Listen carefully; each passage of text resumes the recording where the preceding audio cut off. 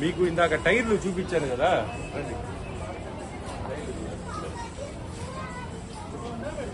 ఇప్పటికి కూడా చెక్కు చెదర గట్టిగా ఉన్నాయి. ఎంత గట్టిగా ఉంటే దాదాపు 60-70 సంవత్సరాలు వచ్చి ఇదే టైర్లు చాలా గట్టిగా ఉన్నాయి. చూడండి, కిందకి ల్యాండ్ అయ్యేటప్పుడు ఈ టైర్లు, ఈ సస్పెన్షన్ చూడండి ఎంత గట్టిగా ఉందో. మన కార్లకి వాటికి ఉంటుంది కదా సస్పెన్షన్, చూడండి. ఇక్కడ ఎక్స్ట్రా లగేజ్ పెట్టుకోవడానికి ఇదిగోండి.